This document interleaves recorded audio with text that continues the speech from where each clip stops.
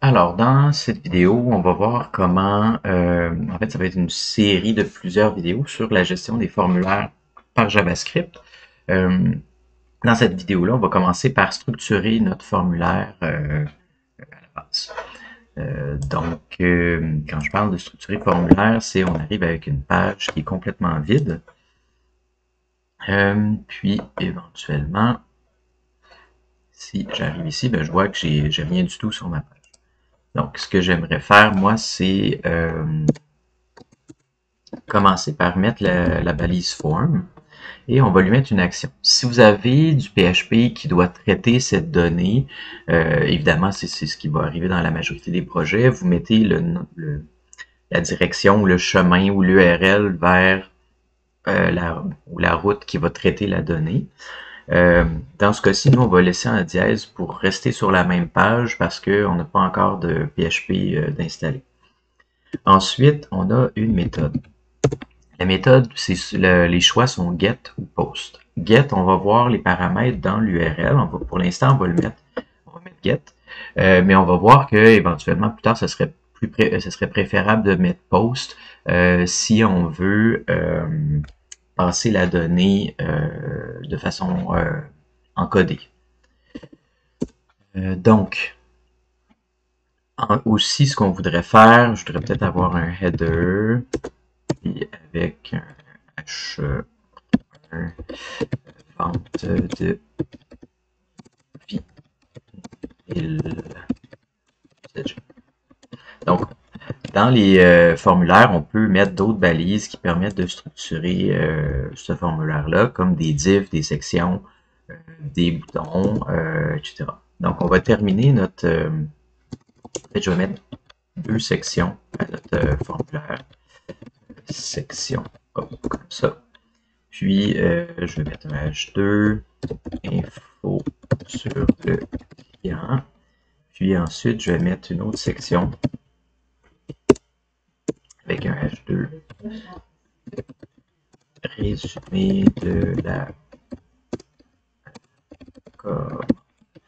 super. Puis, ce qu'on peut faire, c'est à la toute fin, on va se faire une div qui va contenir notre navigation. On va pouvoir faire à la fin, dans les vidéos prochaines, c'est afficher une section à la fois à notre client. Puis quand on est rendu à la fin et que le formulaire est valide, ben là, on peut afficher le bouton de soumission ou du formulaire.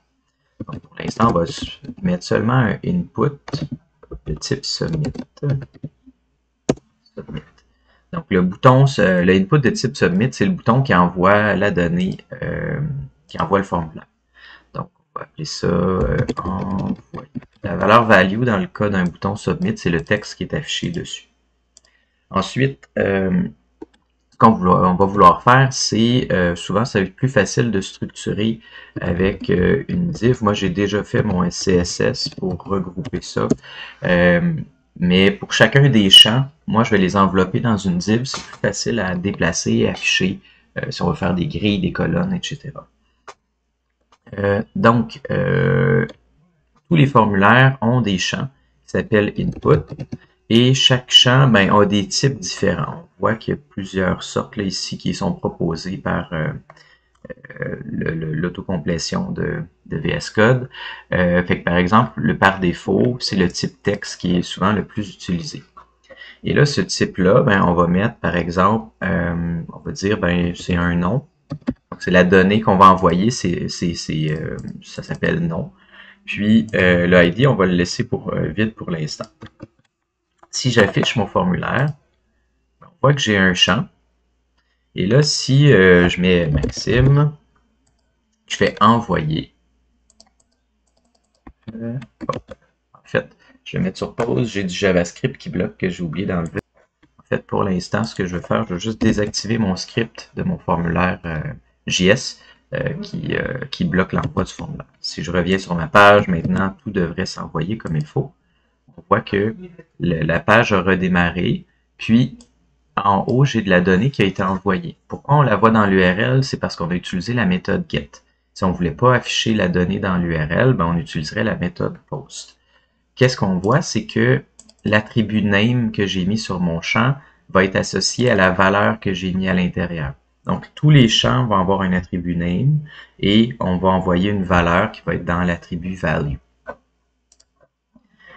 Voilà. On peut aussi indiquer à nos champs texte le nombre de caractères minimal, maximal qu'ils doivent avoir. Donc, min length, par exemple, mon champ, il peut, par exemple, les prénoms peuvent doivent minimalement comporter 3 caractères. Ou max length, ben, ils ne peuvent pas en avoir plus que ça. C'est une bonne pratique de mettre un max length sur la majorité des champs texte pour éviter que quelqu'un de malveillant essaie de remplir notre base de données avec de la grosse donnée. Donc, on essaie, même si c'est un chiffre qui peut être très grand, comme 1000 caractères, 10 000 caractères, on va quand même vouloir mettre un max length sur chacun des champs qui contiennent du texte. Donc, en faisant ça maintenant, si j'ai pas rien mis, puis il n'y a pas de problème, mais si je mets un caractère, si je mets juste M, comme ça, puis que j'essaie d'envoyer, ben, ça me dit, ah, attention, tu es censé pouvoir avoir minimalement 3 caractères. J'en mets un. Si mon champ est obligatoire, donc il ne pourrait pas être vide. Donc là, en ce moment, j'ai dit, s'il y a quelque chose, ça doit avoir minimalement 3 caractères, mais je ne voudrais pas pouvoir l'envoyer du tout. Donc, à ce moment-là, il faut mettre l'attribut required. Required indique que le champ est obligatoire. Donc, s'il est vide et que j'essaie d'envoyer mon formulaire, ben, ça ne fonctionne pas. Donc, ça, c'est la première chose à faire. On va placer les champs qui nous intéressent. Pour chacun des champs, on doit, au niveau de l'accessibilité, on doit indiquer, mettre du texte pour savoir c'est quoi la valeur c'est quoi l'information qu'on doit mettre dans ce champ. Pour ça, on va mettre un attribut label. Puis, à l'intérieur du label, on va marquer qu'est-ce que c'est censé être. Et là, pour que ce label-là soit associé au input, il faut mettre la même information dans l'attribut for et dans le ID du champ de formulaire. Donc, on peut mettre la même chose que le name, ici, mais ça n'a pas la même fonction du tout. Donc, dans le cas ici du for et du ID, ça permet seulement de, si on a un lecteur pour personne non-voyante, ben, si la personne elle essaie de remplir ce champ-là, ça va lire à voix haute le nom du label. Aussi, si jamais je suis une personne qui a des difficultés motrices, je peux appuyer sur le mot label, sur le label et ça va sélectionner le champ. Donc, l'accessibilité est importante. Donc, tous les champs devraient avoir minimalement un label associé avec le ID et un attribut name si on veut passer de la donnée. Les autres types de champs qui sont possibles dans les champs texte, par exemple, on pourrait avoir un type email, où est-ce que c'est un courriel. Donc, comme ça.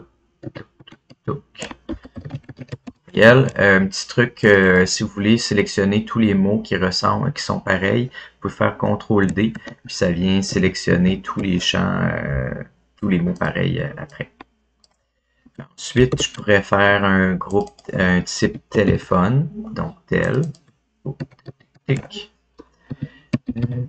téléphone.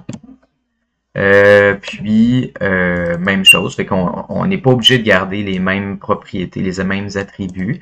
Dans le cas d'un courriel, moi, je voudrais qu'il soit, par exemple, il ne serait pas obligatoire.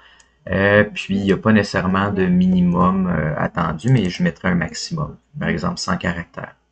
Dans le cas du numéro de téléphone, on va voir dans une autre vidéo comment on peut gérer le format d'un téléphone qui serait plus spécifique. Fait que, par exemple, je pourrais mettre un max length quand même. Les téléphones, souvent, ça va être plus proche de 20 caractères maximum. S'il y a des extensions ou voilà. Puis, dans les autres champs possibles, je pourrais mettre adresse, on peut mettre mais les types de champs en soi, je pourrais mettre la date. Ça. Date. Puis, lui, il n'y a pas nécessairement de valeur. Puis, si j'arrive ici, mais ça me permet d'avoir une petite boîte pour sélectionner la date. On peut, dans les cas des dates et dans le cas des champs nombres qu'on va voir plus tard, on peut mettre un attribut min. Fait que dans ce cas-là, je pourrais mettre 2025 02-01. Donc, je pourrais pas sélectionner ainsi des dates avant le 1er février. Voilà. Fait qu'on voit que les dates avant le 1er février sont en grisé, je ne peux pas les sélectionner. De la même manière, je peux mettre aussi max une date ultérieure. Fait que je pourrais dire 2025 03-01. Donc, on va choisir l'année, le mois, le jour. Puis, je ne peux pas sélectionner par la suite ici. Si j'avais à choisir la date d'aujourd'hui, ben, je suis obligé de le faire par JavaScript. Ça je pourrais faire ça dans une petite vidéo très courte. Donc, ça va pour les champs date. Si j'ai besoin de mettre un champ nombre, donc les champs nombres, il y en a deux. Là, c'est un type number. Là, je peux mettre nombre. Puis, je peux mettre le minimum comme étant, si c'est un champ, on peut choisir un chiffre. Je ne voudrais pas un chiffre négatif, donc je peux mettre 0. Puis, je peux dire maximum 20. Donc, si je vous montre, j'arrive ici. Je ne peux pas aller en bas de 0, mais je peux aller jusqu'à 20. Je ne pourrais pas aller dépasser cette plage-là. De la même manière, si je voulais faire des bons de 2, 4, 5, 6, lorsque je sélectionne, mais je pourrais choisir par exemple des bons de 5. Donc, je commencerai à 0. Puis, je peux faire des bons de 5, 10, 15, 20. Je pourrais faire un nombre décimal si j'ai besoin que ça soit plus petit. 0.1, 0.2 jusqu'à 20. Puis, en termes de format, il existe aussi un type range qui est comme une glissière. Mettons, je pourrais mettre durée. Puis, de la même manière, ben, j'ai une espèce de petit bouton que je peux glisser de gauche à droite. Puis, à gauche, ça va être le minimum que j'ai défini. À droite, ça va être le maximum. Puis, les étapes, ben, le step, ça va être le nombre d'étapes que je peux mettre. Donc, si je remets ça à 5, vous allez voir que ça va être différent. Je peux juste choisir, ça va coller entre les 5 étapes de la fourchette que j'ai sélectionnée. Alors, il y en a beaucoup d'autres des champs. Dans ce cas-là, je vous invite à aller voir sur la documentation MDN input, le input élément. Puis, on a tous les types qui sont ici. Donc, on a un type pour la date, on a un type pour le temps, si on voulait les heures, le téléphone. On a aussi un type recherche, un type reset, ça je vais y revenir plus tard. Les boutons radio et les mots de passe et boutons radio, je pourrais les montrer aussi, c'est vrai. Donc, le type mot de passe, lui, est spécial.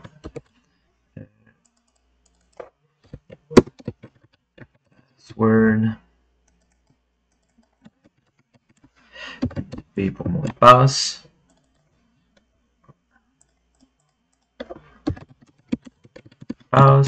Donc, si je teste ça, c'est important à regarder le mot de passe parce que quand je vais commencer à le taper ici, on ne verra rien du tout. Comme ça, je vais mettre des informations pour chacun. Ça, je vais choisir une date, puis un nombre, puis une durée. Quand j'envoie mon formulaire, ben, vous allez voir que l'information, elle va quand même être envoyée en clair. Donc, c'est pour ça que la méthode POST, dans la majorité des formulaires, va être préférable parce que, ben, vous voyez, ça envoie l'information. Je ne voudrais pas montrer mon mot de passe nécessairement. Si j'utilise la méthode POST, ça va recharger la page, mais la donnée va être cachée dans ma requête. On ne verra pas nécessairement. Si je redémarre la page, ça, comme ça. Sachez que les mots, le champ téléphone valide pas automatiquement le format, ça va être à nous à le faire. Puis, si j'envoie, ça envoie ma page HTML, mais on voit plus on voit plus du tout l'information. Donc, voilà. Puis, l'autre que je voulais vous montrer, c'était les boîtes à cocher puis les champs radio. Donc, les boîtes à cocher sont un petit peu spéciales. C'est un type checkbox. Puis, on va l'appeler infolettre. Comme ça, on peut s'abonner à l'infolettre ou pas. Lui, il n'y a pas de boîte, il n'y a pas d'attribut comme tel. On peut seulement mettre s'il est coché ou pas coché. En mettant l'attribut check, il va être coché par défaut. Si je l'enlève, il va être décoché. Puis, au niveau des boutons radio, donc un type radio, je vais enlever le name et le ID pour l'instant. Ah, je vais les laisser non. On peut faire un ensemble de choix. Je peux mettre la langue, puis langue. Puis là, je peux... en fait, ça serait pas langue que je voudrais, ça serait français. Parce que mon premier choix, ça va être français. Après ça, ça va être portugais.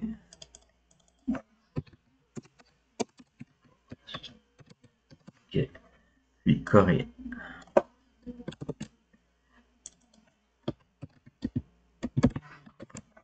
Ben là, si j'arrive ici, vous allez voir que si j'en choisis un, maintenant, je suis capable de choisir un seul des éléments. Pourquoi? Parce que ces éléments-là partagent tous le même name. Quand j'ai fait mon copier-coller, j'ai pas changé le name de mon élément. C'est ce qui fait que chaque élément font partie du même ensemble. Cependant, du moment que je vais cliquer sur n'importe quel mot du label, là, ça ne marchera plus parce que ça va sélectionner seulement le premier. Au niveau du label, j'aimerais être plus spécifique. Puis le ID.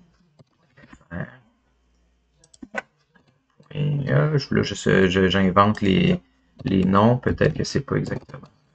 Je n'ai pas vérifié avant de faire la vidéo.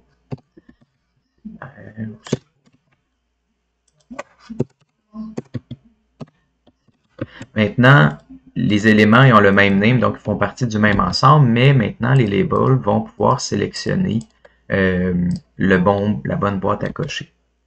Aussi, comme ces éléments-là n'ont pas vraiment de valeur, on peut mettre un value aussi. C'est ça qui va être envoyé avec le formulaire. Donc, on va mettre, par exemple, fr, puis value. Ça va être puis value. Maintenant, si j'essaie d'envoyer mon formulaire, je vais remettre ma méthode get. On les voit. J'ai mon formulaire ici. On va tester ça. On voit que tout d'un coup, ma langue qui a été sélectionnée, c'est PO. Donc, je suis capable d'envoyer de l'information. Autre chose, si j'ai ma petite boîte à cocher, je ne sais pas si on voit, si c'est coché, rafraîchir, yes.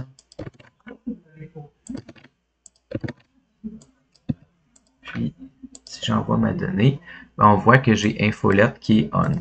Si je décoche et que je renvoie mon formulaire,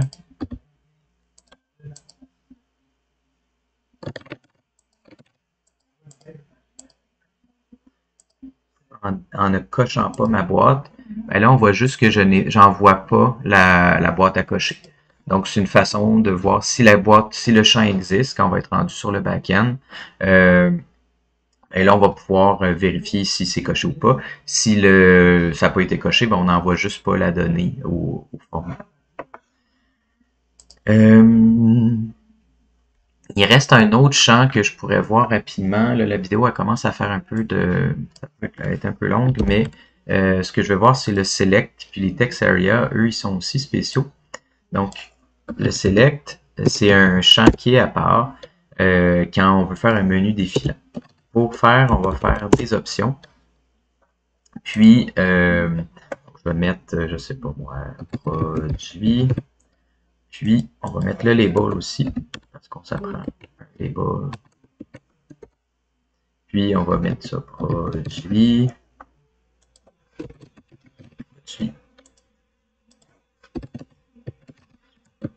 Puis à l'intérieur, ben là, on peut mettre des options. Ça va être les options de notre menu défilant. Donc, choisissez produit. Donc, on aurait un premier champ qui avec un value vide. Puis après ça, on pourrait mettre produit 1 avec produit 1, etc. Puis là, je pourrais en mettre plusieurs comme ça en changeant la valeur de chaque produit. 4, 3, 4. Maintenant, ce que ça permet de faire, c'est d'avoir une liste dans laquelle je peux choisir. Si j'ai besoin qu'un des produits soit sélectionné par défaut, je peux lui mettre l'attribut selected, fait que ça va être celui-là qui va être affiché par défaut. Si on met rien, c'est le premier en haut qui est affiché. Voilà. Si je rafraîchis ma page, on voit que c'est mon produit 2 qui est sélectionné. Finalement, le dernier champ, c'est un champ de texte long qui est text area. Celui-là permet de mettre des commentaires, par exemple, avoir un texte multiligne. Commentaire. Je vais mettre ça aussi dans un groupe pour que ce soit plus facile à structurer. Comme ça. Puis je vais lui mettre un label aussi.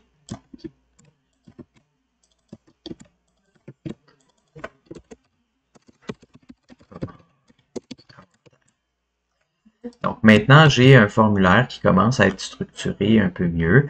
Là, ma section elle commence à être un peu grosse. Peut-être que je la séparerai en plusieurs sections, en sous-sections, que je vais pouvoir afficher un à la fois. Donc, ça fait le tour pour la structure de mon formulaire. Donc, ça vous prend une seule balise form. À l'intérieur, on peut séparer ça en sections, puis on vient mettre nos champs sur lesquels on vient mettre nos attributs de validation. Voilà. Par exemple, ici, on a parlé d'attributs de validation. Dans le cas d'un champ commentaire ou d'un text area, ça serait super pertinent de mettre un max length pour éviter d'avoir trop de données qui sont envoyées. Voilà, ça fait le tour. On continue dans la prochaine vidéo.